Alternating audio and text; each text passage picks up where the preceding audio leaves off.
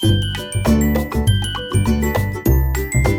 आप सभी का हमारे YouTube चैनल आइडियल देव क्लासेस में स्वागत है। बच्चों, आज हम आपके लिए एडगेट अभ्यास पुस्तिका लेके आए हैं जो कक्षा 7वीं के लिए, और विषय क्या है? विषय सामाजिक विज्ञान। और सामाजिक विज्ञान का भाग 2 हमारा पर्यावरण यानी भूगोल का अध्याय 3 बताएंगे। अध्याय 3 क्या है? हमारी बदलती पृथ्वी। तो चलिए देखते हैं एडगेट अभ्यास पुस्तिका सामाजिक विज्ञान कक्षा 7वीं का अध्याय 3। अध्याय 3 में क्या है? हमारी बदलती पृथ्वी। चलिए, इसका प्रश्न नंबर 1 क्या कह रहा है? पृथ्वी के अंतर्जनित बल का उदाहरण है। प्रश्न नंबर 1 क्या कह रहा है? पृथ्वी के अंतर्जनित बल का उदाहरण है। अ नंबर भूकंप, ब नंबर बाढ़, स नंबर समुद्री तरंगे और द नंबर पवन। तो इसका सही आंसर आ जाएगा अ नंबर भूकंप। इसके बाद नेक्स्ट प्रश्न है आपका प्रश्न नंबर 2। नदियों द्वारा अपने मोड़दार मार्ग पर निर्मित स्थलाकृति हैं। अ नंबर जलप्रपात, ब नंबर विसर्प, स नंबर डेल्टा, द नंबर बाढ़ का मैदान। तो बच्चों, इसका सही आंसर आ जाएगा आपका ब नंबर विसर्प।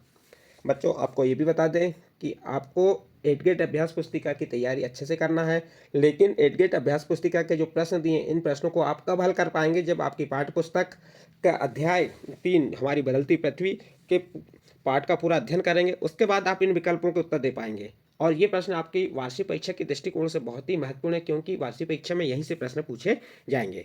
चलिए देखते हैं इसका प्रश्न नंबर 3। विश्व का सबसे ऊंचा जलप्रपात है। अ नंबर वेनेजुएला का एंजल जलप्रपात, ब नंबर धुआंधार जलप्रपात, स नंबर विक्टोरिया जलप्रपात और द नंबर नियाग्रा जलप्रपात। तो इसका सही आंसर आ जाएगा अ नंबर वेनेजुला का एंजल जलप्रपात, यानी अ नंबर का आंसर इसका सही होगा। इसके बाद नेक्स्ट प्रश्न आता है आपका प्रश्न नंबर 4। प्रश्न नंबर 4 क्या कह रहा है? स्थल मंडली प्लेट से क्या आशा है? प्रश्न नंबर 4 क्या कह रहा है? स्थल मंडली प्लेट से क्या आशा है? तो आप उत्तर बताएंगे। स्थल मंडल अनेक प्लेटों में विभाजित है, जिन्हें स्थल मंडली प्लेट कहते हैं। भूप्रकृति में अनेक बड़ी एवं कुछ छोटी कठोर असमान आकार की प्लेटें होती हैं, जिन पर महाद्वीप एवं महासागर की सतहें टिकी रहती हैं। इस प्रकार से आप बच्चों प्रश्न नंबर 4 का उत्तर लिख सकते हैं। और आपके जो प्रश्न हैं, इनके उत्तरों को हमने बहुत सटीक और छोटे बताए और आसान तरीके से समझाएं आपको, तो आप आसानी से इन्हें याद कर सकते हैं, अपने पेपर में लिख सकते हैं। इसके बाद नेक्स्ट प्रश्न प्रश्न नंबर 5। अंतर्जनित बल के कारण पृथ्वी पर कौन सी घटनाएं घटित होती हैं? प्रश्न क्या है? अंतर्जनित बल के कारण पृथ्वी पर कौन सी घटनाएं घटित होती हैं? तो आप उत्तर में क्या बताएंगे? अंतर्जनित बल के कारण पृथ्वी पर भूकंप, ज्वालामुखी, भूस्खलन आदि घटनाएं घटित होती हैं। जो बल पृथ्वी के आंतरिक भाग में घटित होते हैं, उन्हें अंतर्जनित बल कहते हैं। इस प्रकार आपका प्रश्न नंबर 5 का उत्तर कंप्लीट होता है। इसके बाद नेक्स्ट प्रश्न आता है आपका प्रश्न नंबर 6। क्या कह रहा है? ज्वालामुखी का चित्र बनाइए। तो आपको क्या करना है? यहाँ पे ज्वालामुखी का चित्र बनाना है, जो आपकी पाठ्य पुस्तक के पृष्ठ क्रमांक 13 में इसका उत्तर को खोज के लिख सकते हैं। इस प्रकार से आप क्या करेंगे? ज्वालामुखी का चित्र बनाएंगे और सबसे नीचे क्या बताएंगे? मेंटल, फिर ये क्या हो गया? मेंटल हो गया, ये क्या हो गया? मैग्मा प्रकोष्ठ हो गया, और ये क्या हो गई? प्रॉपर्टी। उसके बाद ये देखिए यहाँ से इस प्रकार से आप, ये क्या हो गया? क्रेटर हो गया, ये आपका निकास है वेंट, ये क्या है? लावा है ये, और यहाँ से गैस और राख। इस प्रकार से आप इसे चित्र को बना सकते हैं और बता सकते हैं। आपका प्रश्न नंबर 6 यहाँ पे कंप्लीट होता है। इसके बाद प्रश्न नंबर 7 देखिए। भूकंप के दौरान बचाव के लिए हमें कहाँ आश्रय लेना चाहिए? यदि भूकंप आता है और उससे हमको बचाव करना है, तो हमें कहाँ आश्रय लेना चाहिए? तो चलिए देखते हैं इसका उत्तर में क्या है। नंबर 1, भूकंप के दौरान बचाव के लिए हमें रसोई के काउंटर या मेज के नीचे आश्रय लेना चाहिए। नंबर 2, भूकंप के झटके आने तक अंदर ही रहें और झटके कम होने पर खुले मैदान में आ जाएं। इस प्रकार से आप प्रश्न नंबर 7 का उत्तर लिख सकते हैं। इसके बाद नेक्स्ट प्रश्न आता है आपका प्रश्न नंबर 8। विसर्व किसे कहते हैं? तो उत्तर देखिए। जब नदी मैदानी क्षेत्र में प्रवेश करती है, जब नदी मैदानी क्षेत्र में प्रवेश करती है तो वह मोड़दार मार्ग पर बहने लगती है। नदी के इन्हीं बड़े मोड़ों को विसर्व कहते हैं। इस प्रकार आपका प्रश्न नंबर 8 यहाँ पे कंप्लीट होता है। इसके बाद नेक्स्ट प्रश्न आएगा आपका प्रश्न नंबर 9। प्रश्न नंबर 9 क्या कह रहा है? नदी अपने मार्ग में जलप्रपात का निर्माण कब करती है? तो उत्तर बताएंगे। जब नदी खड़े ढाल वाले स्थान से अधिक कठोर सेल या खड़े ढाल वाली घाटी में गिरती है, तब यह जलप्रपात का निर्माण करती है। तो आपका प्रश्न नंबर 9 का उत्तर कंप्लीट होता है। इसके बाद नेक्स्ट प्रश्न आता है आपका प्रश्न नंबर 10। प्रश्न नंबर 10 क्या कह रहा है? डेल्टा का निर्माण कैसे होता है? डेल्टा का चित्र भी बनाइए। चलिए उत्तर देखते हैं इसका। जब नदी अपनी धाराओं में, प्रश्न क्या, उत्तर क्या है इसका?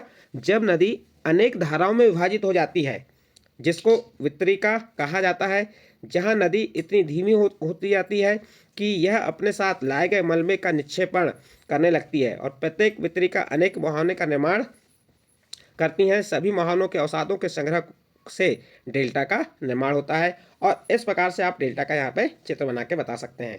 ये नदियाँ, मुख्य नदियाँ, ये तरीका है, तो इस प्रकार से इसका चित्र भी बना के बता सकते हैं। आपका प्रश्न नंबर 10 कंप्लीट होता है। नेक्स्ट प्रश्न आता है आपका प्रश्न नंबर 11।